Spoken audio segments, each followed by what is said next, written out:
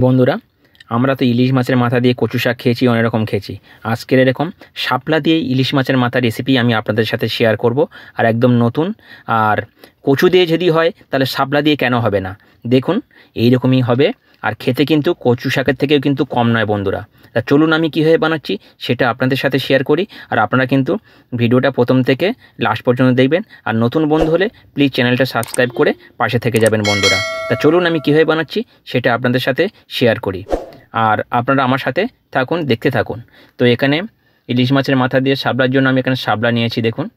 তো শাপলাটা আমি এখন ছাড়িয়ে নেব। ছাড়ানোটা এর আগে আমি দেখিয়েছি, তাও দেখুন আমি সোজা ছাড়ানো। এইভাবে দু সাইড থেকে চিড়ে নিয়ে জাস্ট এইভাবে একটু দিয়ে এরকম দেবে, টানবেন, ওপরে দেখবেন যে উপরে আস্তরণটা আছে, এরকম টানলে সরে যাবে। আর এইভাবে হাত দিয়ে কাটা হবে, এখানে ছুরি বটির কোনো প্রয়োজন নেই। এর আস্তে আস্তে টানবেন আর এইভাবে আমুল দিয়ে কেটে কেটে নেবেন। দেখুন একদম সোজা, খুব কম সময়ে কিন্তু এই শাপলাগুলো ছাড়ানো হয়ে যায়। তো আমি এইভাবে দেখুন সবগুলো ছাড়িয়ে নেব, একদম সোজা, খুব সহজে বাচ্চারাও ছাড়িয়ে দিতে পারবেন আপনাদের শাপলাগুলো। তো আমি সবগুলো কেটে নিলাম এইভাবে হাত দিয়ে। তো এখন এটাকে আমি সিদ্ধ করব। আর এখানে আমি নিয়েছি ইলিশ মাছের মাথা। ইলিশ মাছের মাথাগুলো আমি নুন হলুদ মাখিয়ে নেব। আর এখানে একটা মশলা রেডি করে নেব। একটু সর্ষে নিয়ে নেব, এখানে সর্ষের গুঁড়ো, আপনারা চাইলে পেস্ট করে বাড়িতে বানিয়ে নিতে পারেন।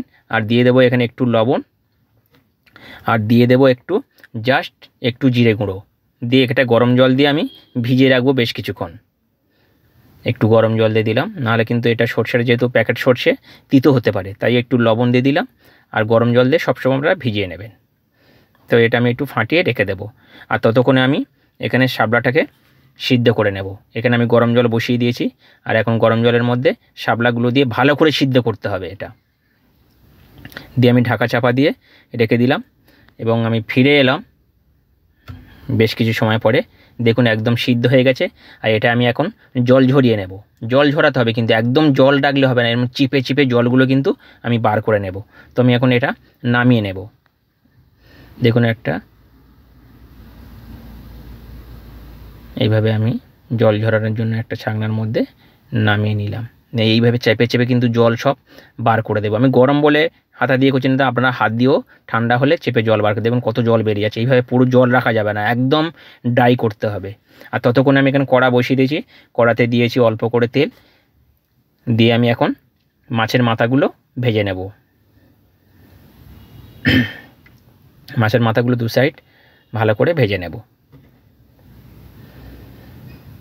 দেখুন মাছের মাথাগুলো এইভাবে আমি কিন্তু ভেজে নিচ্ছি। ইলিশ মাছের মাথা দিয়ে আমরা সবাই কিন্তু কচু শাক খেয়েছি, অনেক রকম খেয়েছি রান্না।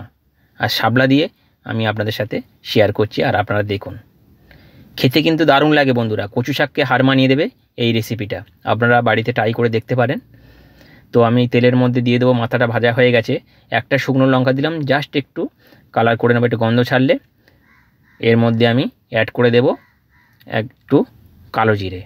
একদম কম মশলা কম উপকরণ এই রেসিপিটা খেতে কিন্তু দারুণ লাগে বন্ধুরা। তো এখন দিয়ে দেব কালো জিরে। দেওয়ার পরে এখানে কয়েকটা কাঁচা লঙ্কা আমি অ্যাড করে দিলাম। আপনারা যেমন ঝাল খাবেন সেই অনুপাতে আপনারা ঝালটা দেবেন। তো একটু ঝাল ঝাল হলে খেতে ভালো লাগে, ঝাল মিষ্টি। তো এখন দিয়ে দেবো সর্ষেটা, যে সর্ষে আর জিরে গুলে রেখেছিলাম সেটা দিয়ে দিলাম। দিয়ে বেশ কিছুক্ষণ নাড়তে হবে, কিন্তু এটা একদম শুকিয়ে নিতে হবে, এই জলের মধ্যে দেওয়া যাবে না। এই মশলাটা কিন্তু ফুটিয়ে একদম আমি শুকিয়ে নেব। দিয়ে দেবো একটু হলুদ দিইনি, তো হলুদ দিয়ে দিলাম পরিমাণ মতন। দিয়ে মশলাটা একদম কষিয়ে নেব। যতক্ষণ না তেল ছাড়ছে মশলা দিয়ে, ততক্ষণ আমি এইভাবে মশলাটা কষাতে থাকবো।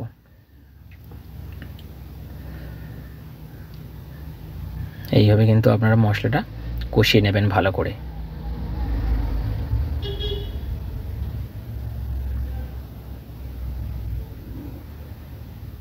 মশলাটা কষানো হয়ে গেছে।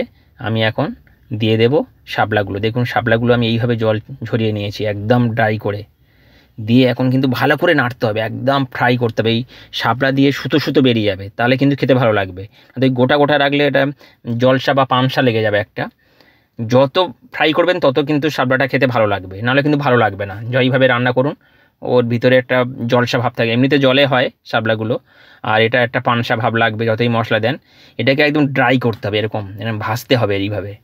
দেখুন এরকম সুতো বেরিয়ে যাবে, ভাজতে ভাজতে সুতো বেরিয়ে যাবে। তাহলে কিন্তু খেয়ে মজা আছে, নাহলে কিন্তু খেয়ে মজা নেই। কচু শাক বলুন আর শাপলা বলুন, যাই হোক বলুন, কচু শাকও সেম এইভাবে রান্না করতে হবে, নাহলে কিন্তু ভালো লাগবে না।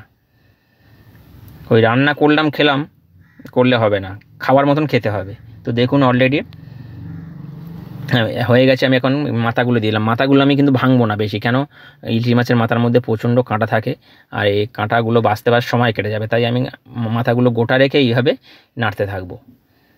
নাড়তে নাড়তে যতটুকু ভেঙে যাবে, নাহলে কিন্তু এইভাবে আমি জাস্ট দেখলাম। তো কিন্তু এই শাপলার মধ্যে যে সরু সরু কাঁটাগুলো থেকে যাবে, আমি এখানে একটু চিনি অ্যাড করে দিলাম, তাহলে খেতে কিন্তু আরও ভালো লাগবে। দিয়ে আরও বেশ কিছুক্ষণ এইভাবে আমি ফ্রাই করতে থাকবো। দেখুন কি দারুণ হয়েছে, একদম সুতো সুতো হয়ে গেছে, এরকম একদম সুতো সুতো হবে, তাহলে কিন্তু খেতে ভালো লাগবে। শাপলা দিয়ে ইলিশ মাছের মাথা একদম রেডি হয়ে গেছে বন্ধুরা। এখন আমি সার্ভ করে দেখাবো। তো কেমন লাগলো আপনারা কিন্তু আমাকে কমেন্টের মাধ্যমে জানাতে পারেন। দেখুন বন্ধুরা কি দারুণ হয়েছে। তো এইভাবে আপনারাও কিন্তু বাড়িতে ট্রাই করবেন, আর ট্রাই করে আমাকে কিন্তু জানাবেন কমেন্টের মাধ্যমে কেমন হলো। এই গরম গরম ভাত দিয়ে কিন্তু ফাটাফাটি বন্ধুরা, কোনো কথা হবে না। তাহলে বন্ধুরা আজকের মতন বিদায় নিই, আবার নতুন রেসিপি নিয়ে আপনাদের সাথে শেয়ার করব। আর আপনারা ভালো ভালো কমেন্ট করছেন, আমার কিন্তু খুবই ভালো লাগছে। আর পুরনো বন্ধুরা তো আছেনই, পুরনো বন্ধুরা পাশে আছেন বলে কিন্তু আমি এতটা দূর এগিয়ে যেতে পারছি। আর নতুন বন্ধুরা প্লিজ আপনারা একটু অপেক্ষা করবেন, আমি 24 ঘন্টার মধ্যে আসবো। আপনারা আনসাবস্ক্রাইব করে দিচ্ছেন কেন বুঝতে পারছি না, 24 ঘন্টা পরে কিন্তু যেতে হয়, আপনারা সেটা বুঝতে পারছেন না। আমি ঠিক চলে আসবো। তাহলে আজকের মতো বিদায় নিই, সবাই ভালো থাকবেন, সুস্থ থাকবেন, বাই বাই, টাটা।